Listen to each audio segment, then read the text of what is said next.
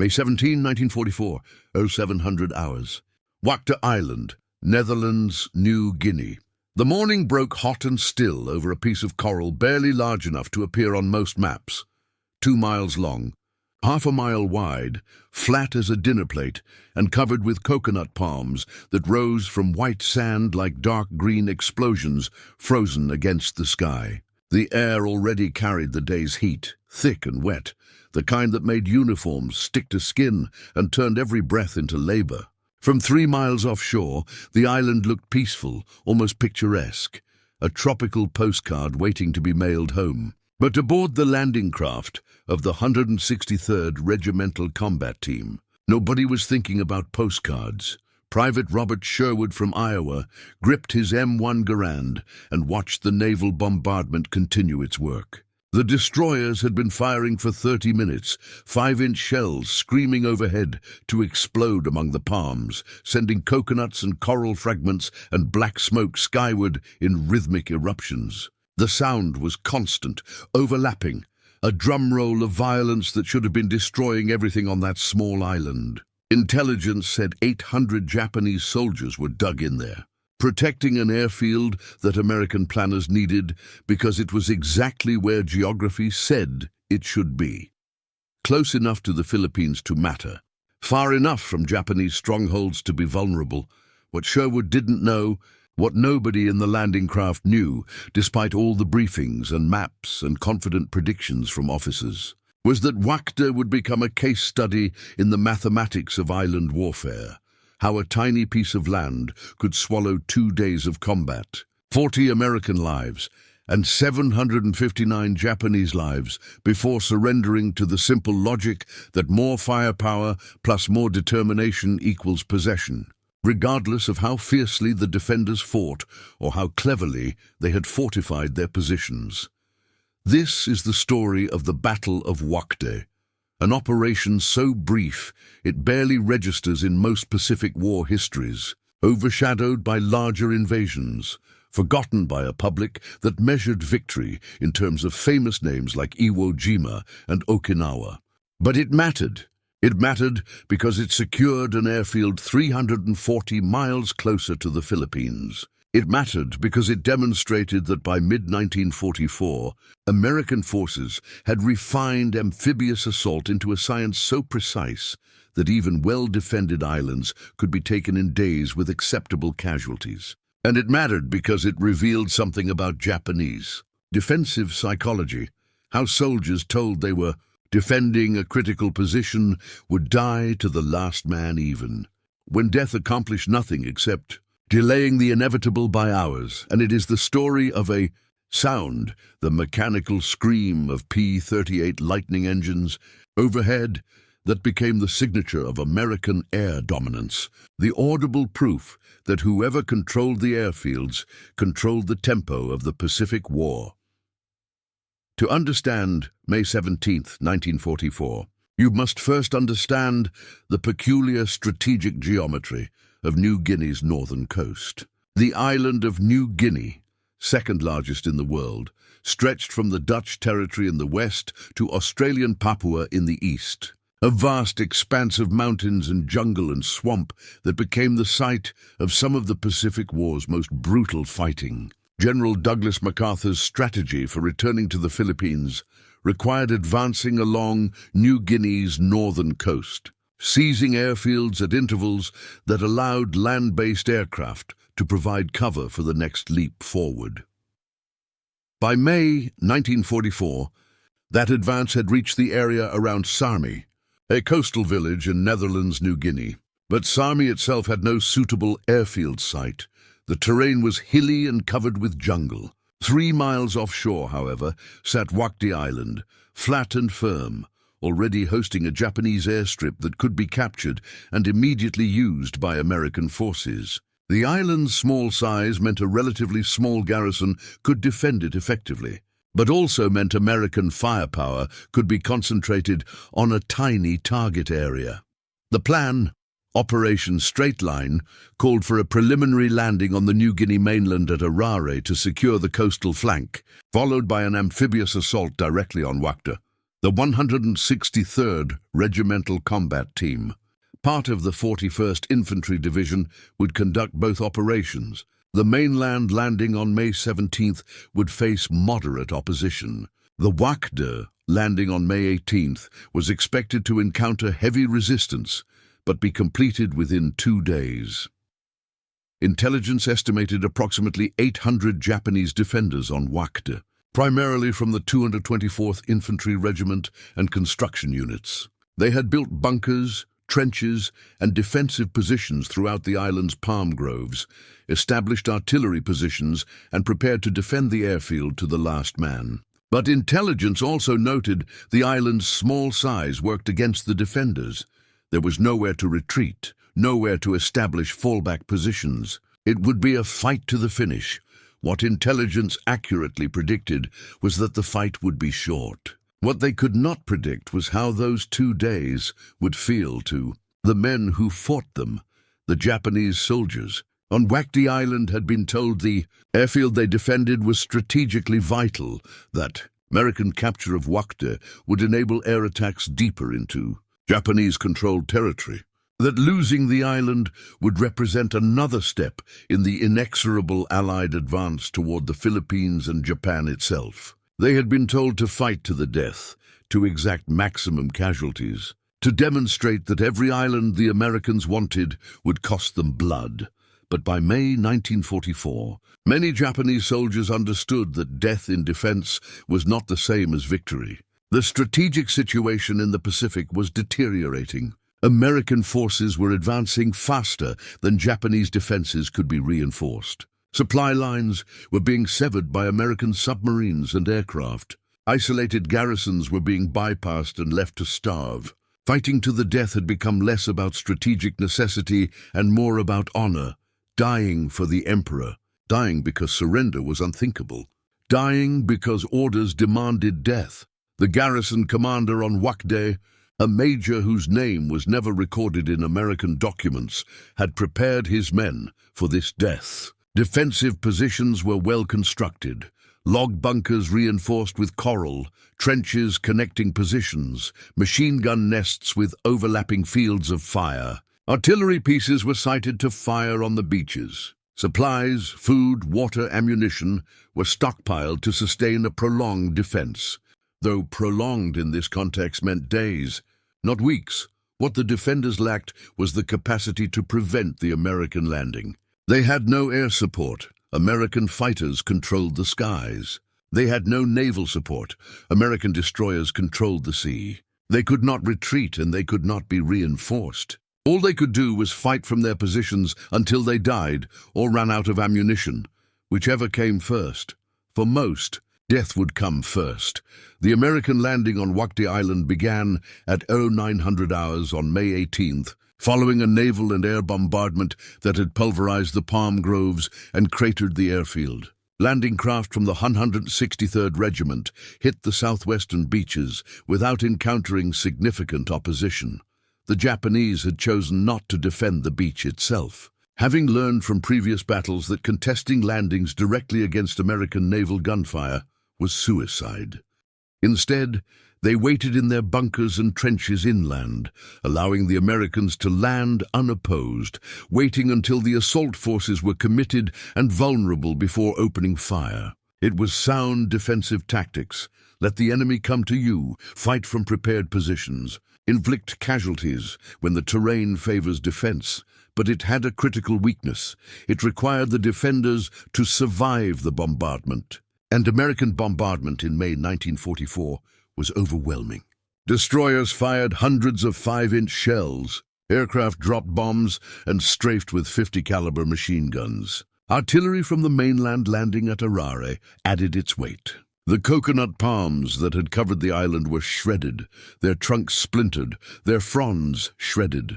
Defensive positions that had taken weeks to construct were collapsed by direct hits or near misses. The Japanese defenders who survived emerged from bunkers to find an American assault force already advancing, supported by tanks, M4 Sherman tanks that had been landed directly on the beach and were moving forward with infantry. firing 75mm shells and 50 caliber machine guns at any position that showed resistance. The textbook amphibious assault that American forces had perfected over 2 years of Pacific fighting was being executed with mechanical precision. Land overwhelming force. Establish beachhead. Advance with combined arms, infantry, armor, artillery, air support. Reduce defensive positions methodically. Accept casualties that were inevitable, but minimize them through firepower and coordination. For the soldiers of the 163rd Regiment, Wakde was their introduction to what quick operation meant in Pacific War terms. They had trained for amphibious assault, had studied tactics and rehearsed landings, but training could not replicate the reality of combat on a small island where every yard forward was contested. The fighting was close range and brutal. Japanese defensive positions, bunkers constructed from logs and coral, virtually invisible until you were on top of them, had to be cleared individually. Standard procedure: infantry would pin down the position with rifle and machine gun fire, while a flamethrower team or demolition squad approached from the flank. Flamethrowers would project burning fuel into the bunker entrance, forcing defenders out or incinerating them inside. If flamethrowers weren't available or couldn't reach the position, engineers would place satchel charges, canvas bags containing explosive, and blow the bunker apart. It was methodical, unglamorous work. Advance a few yards. Locate a defensive position. Suppress it with fire. Reduce it with flamethrowers or explosives. Move to the next position. Repeat, hour after hour. Through heat that turned metal too hot to touch and coral dust that clogged weapons and throats, Private Sherwood, advancing with his platoon through the devastated palm groves, later described it. You couldn't see them until you were right on them. A bunker would be hidden under fallen trees and camouflage, and suddenly they'd open fire. We'd hit the ground, somebody would spot the position, and then we'd work on it. Machine guns keeping them pinned while the flamethrower guys or demo guys got close enough. Sometimes they'd come out surrendering. More often they'd fight until we killed them or they killed themselves. It was like factory work almost. Locate, suppress, reduce, move on. The comparison to factory work was apt. This was industrial warfare at the tactical level, systematically processing targets, applying overwhelming force to each position, moving efficiently from objective to objective. It required courage. Men died doing this work, but it also required process, coordination, and the grinding application of superior firepower. By nightfall on May 18th, the first day of fighting, American forces controlled approximately half the island. The advance had been steady but costly. 28 Americans killed, over 100 wounded. Japanese casualties were estimated at 300–400 killed. The remainder of the Japanese garrison was compressed into the northeastern half of the island, still fighting from prepared positions, but with diminishing ammunition and no prospect of resupply or reinforcement. That night, the Japanese launched a counterattack, not a banzai charge of the desperate variety seen earlier in the war, but a calculated attempt to infiltrate American lines and disrupt the consolidation. Small groups of soldiers moving in darkness probed for weak points, attacked isolated positions, tried to create chaos that might allow a broader counteroffensive. But American defensive doctrine by 1944 had evolved to counter these tactics. Perimeter defenses were organized with interlocking fields of fire. Illumination shells from mortars and offshore destroyers turned night into flickering daylight. Machine gun positions, registered on likely infiltration routes, fired predetermined patterns that swept approaches. The counterattack was detected, engaged, and destroyed piecemeal. By dawn on May 19th, the counterattack had failed. Japanese casualties from the night action added another 100 to 150 to the toll. The surviving defenders, now numbering perhaps 150–200, were compressed into an area measuring half a mile by quarter mile, still fighting, still dangerous, but doomed. The second day of fighting, May 19th, followed the same pattern as the first. But with growing American confidence and diminishing Japanese resistance, the remaining defensive positions were identified, engaged, and reduced. Japanese soldiers, out of ammunition or facing imminent death, began emerging from bunkers, some attempting to surrender, others charging American positions in individual suicide attacks that accomplished nothing except their own deaths. By 1500 hours, organized resistance had ceased. Small groups of Japanese soldiers remained alive, hiding in bunkers or in the wreckage of the palm groves, but they were no longer capable of coordinated defense. Mopping up operations would continue for several days, but the battle was effectively over. The final count: 40 Americans killed, 107 wounded. Approximately 759 Japanese killed, fewer than 10 captured. Most of those captured were wounded and unable to resist. The casualty exchange ratio, nearly 19 Japanese killed for every American killed, reflected the effectiveness of American firepower and tactics when applied to a small, isolated target. Within hours of the island being declared secure, American engineers were already repairing the airfield. Within days, P-38 Lightnings were operating from Wakde, flying missions in support of operations further west. The island that had cost 2 days to capture was immediately productive, fulfilling its strategic purpose of pushing American air power closer to the Philippines.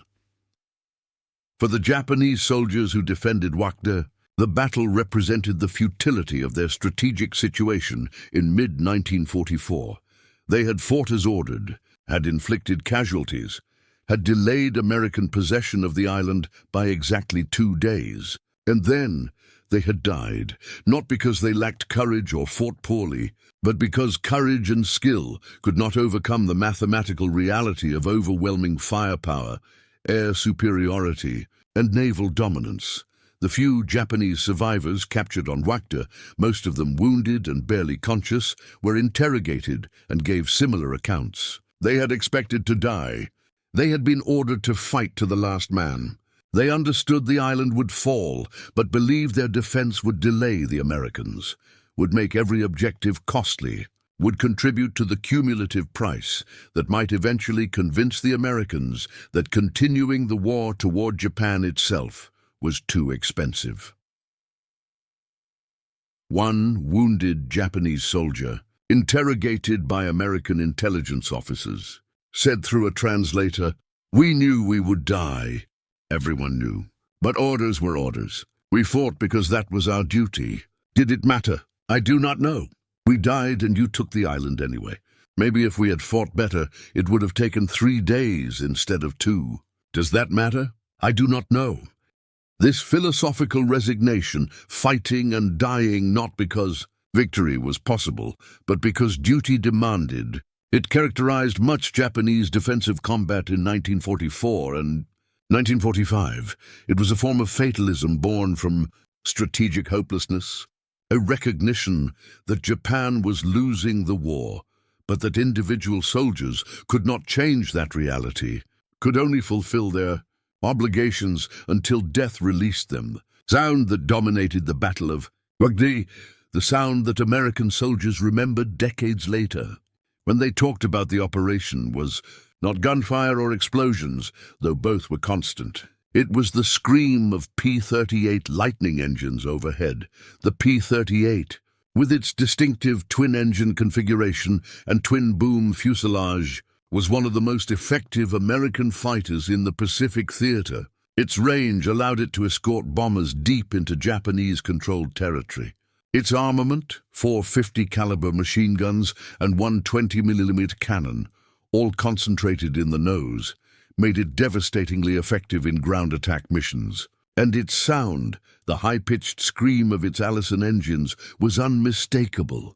Throughout the Battle of Wakde, P-38s flew constant missions, strafing Japanese positions, dropping bombs, providing close air support for advancing infantry. The Japanese had no air defense capability beyond small arms. The P-38s operated with impunity, diving to attack at low altitude, pulling up into steep climbs, circling to attack again. They were not merely weapons. They were symbols of American air dominance, visible and audible proof that the sky belonged to American forces. For American soldiers on the ground, the sound of P-38 engines meant friendly air support, meant that any Japanese position could be attacked from above, meant that the combat environment was controlled at every level, land, sea, and air. It was reassuring, confidence-building, the audible manifestation of material superiority. For Japanese soldiers, the sound was torment. It meant vulnerability, helplessness, the knowledge that death could come from above at any moment, and there was no defense. It meant that American forces could call upon resources that Japanese forces could not match, not in quality, quantity, or availability. The sound of P-38 engines became the signature of Wakde, the recurring motif that connected the battle's beginning, middle, and end. It was the sound of American industrial capacity translated into tactical dominance. The sound of airfields seized and immediately used to seize more airfields. The sound of strategic mobility that Japanese forces could not counter. After the battle, American engineers descended on Wakde with the same intensity that combat soldiers had applied to taking it. The airfield, damaged by bombardment and combat, was repaired and expanded within days. Pierced steel planking, interlocking metal plates that could create a runway on any firm surface, was laid to extend the existing strip. Fuel storage tanks were erected. Ammunition dumps were established. Maintenance facilities were constructed from prefabricated materials shipped from rear bases. By May 25th, 1 week after the initial landing, Wakde was operational as an American airbase. P-38 fighters, B-25 Mitchell bombers, and transport aircraft were using the field, conducting missions that would have been impossible from bases further east. The strategic value that had made Wakde worth fighting for was being realized with remarkable speed. This rapid transformation from battlefield to functional airbase in 1 week demonstrated a capacity that Japanese forces could not match. American logistics and engineering could turn any captured position into a productive asset almost immediately. This meant that every island taken accelerated the next advance, that momentum built upon itself, that the strategic situation deteriorated for Japan even faster than their defensive plans anticipated. The Japanese had tried to make every island a fortress that would take weeks to reduce. The Americans had developed systems, tactical, logistical, engineering, that allowed them to take islands in days and make them productive in weeks. This asymmetry in operational tempo was as decisive as any weapon. For the soldiers of the 163rd Regimental Combat Team, Wakde was a relatively successful operation, quick, decisive, with casualties that, while painful, were acceptable by Pacific War standards. But acceptable was a statistical abstraction. It meant nothing to the families of the 40 men who were killed, nothing to the 107 who were wounded, nothing to those who developed combat fatigue or tropical diseases that would affect them for years. One officer, writing in his after-action report, captured the contradictions. The operation was executed efficiently. Objectives were achieved within the timeline. Casualties were within projected ranges. By all measurable standards, it was successful. But successful is a word we use to summarize operations for command review. It does not capture what success feels like to men who watched their friends die for an island they had never heard of, that is so small you cannot find it on most maps. They did their duty. They fought well, but I suspect if you asked them whether Wakde was worth 40 American lives, many would struggle to answer. This tension between strategic success and personal cost existed in every battle, but on small island operations like Wakde, where the objective was clearly defined and geographically tiny, the contrast was especially stark. Men died to take 2 miles of coral so that airplanes could land there. The logic was sound. The strategy was correct. But logic and strategy offered little comfort to survivors processing their grief. The Japanese bodies on Wakde were buried in mass graves by American graves registration units, not out of respect, though there was some, but out of sanitary necessity. In the tropical heat, bodies decomposed rapidly, creating health hazards. The graves were unmarked, the locations recorded but not memorialized. Japanese dead from the Pacific War would remain largely anonymous, names unknown, locations forgotten. Their sacrifices acknowledged by their homeland but not commemorated in the places they fell. This reflected the different cultural approaches to honoring war dead, but it also reflected the circumstances of the Pacific War. Japanese bodies were often left where they fell, buried hastily or not at all, while American war dead were identified, recorded, and eventually repatriated or buried in maintained cemeteries. The disparity was not cruelty but practicality. American logistics could support detailed casualty processing. Japanese logistics could not. Years later, Japanese veterans organizations would sponsor efforts to locate and identify remains from Pacific battlefields, to bring them home for proper ceremony. But many, perhaps most, would never be found. The jungles and oceans that had swallowed them would keep them. By June 1944, less than a month after its capture, Wakde Island had faded from strategic focus. It was an operational base, productive but not prominent. Other operations, the invasion of Biak, the landings in the Marianas, the approach to the Philippines, dominated planning and headlines. Wakde had served its purpose and was now background infrastructure. Like a highway rest stop, necessary, functional, unremarkable. But the operational pattern established at Wakde, rapid assault, overwhelming firepower, quick reduction of resistance, immediate conversion to friendly use, would be repeated dozens of times as the Pacific War continued. American forces had refined island warfare into a systematic process that could be applied with variation, but consistent principles. Each operation informed the next. Lessons were documented, disseminated, incorporated. The Japanese, observing this pattern, recognized that defensive tactics would need to evolve. Fighting from beaches and forward positions led to annihilation. Defense in depth, utilizing caves and fortified positions in interior terrain, offered better prospects for inflicting casualties. This evolution would make later battles, Peleliu, Iwo Jima, Okinawa, more costly for American forces. But the fundamental dynamic would not change. American material superiority would grind through any defense, given enough time and willingness to pay the price. Wakde had demonstrated that the price could be relatively modest if the conditions were right. Small objective, concentrated firepower, rapid assault, no chance for defender reinforcement. When conditions were less favorable, the price would increase. But the outcome, American victory, was never in doubt by mid-1944.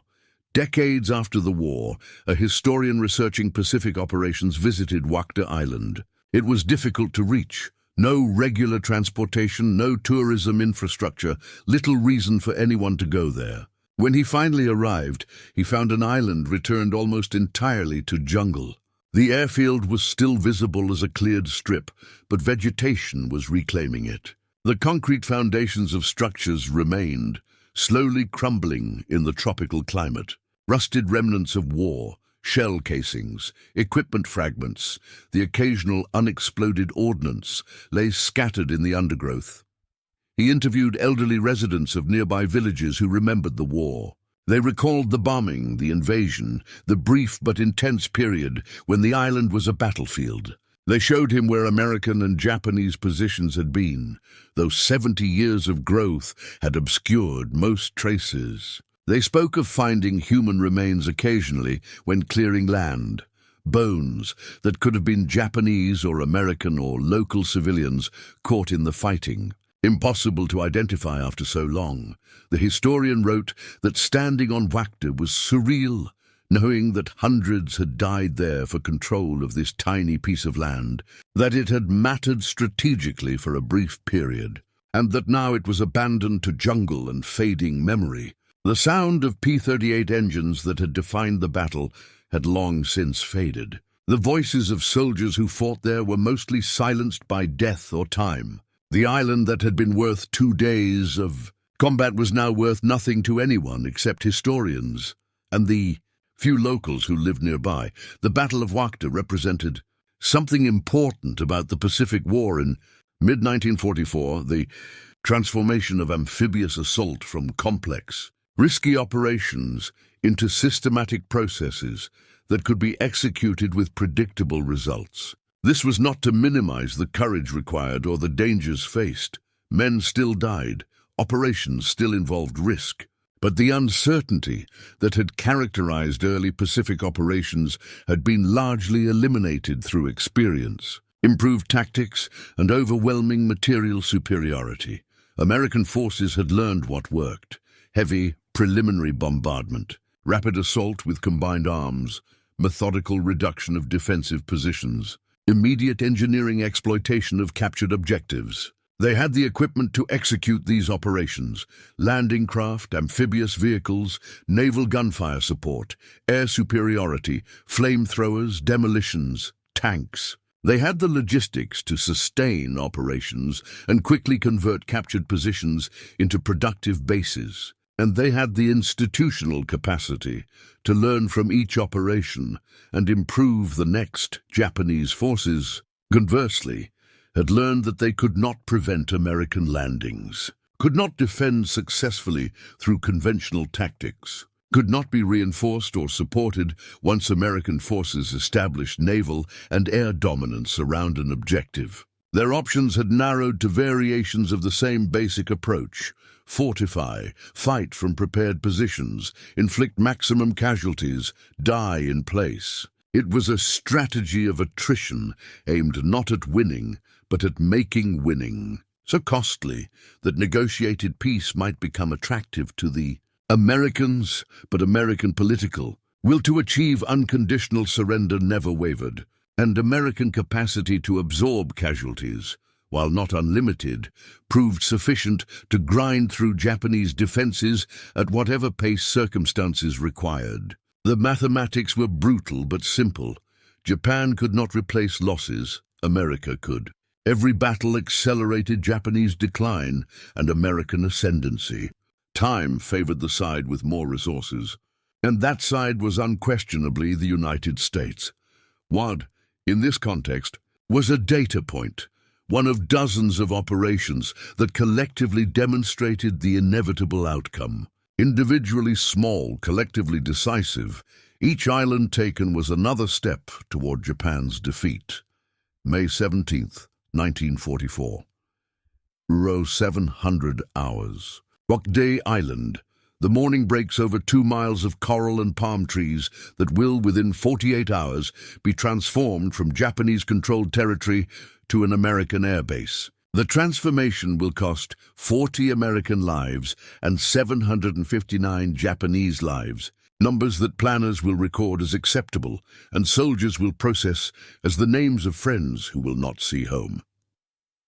The sound of naval bombardment begins. The overture to a performance that has been rehearsed dozens of times across dozens of Pacific islands, the systematic reduction of defensive positions, the methodical application of overwhelming force, the conversion of resistance into rubble and bodies. It is efficient. It is effective. It is horrible.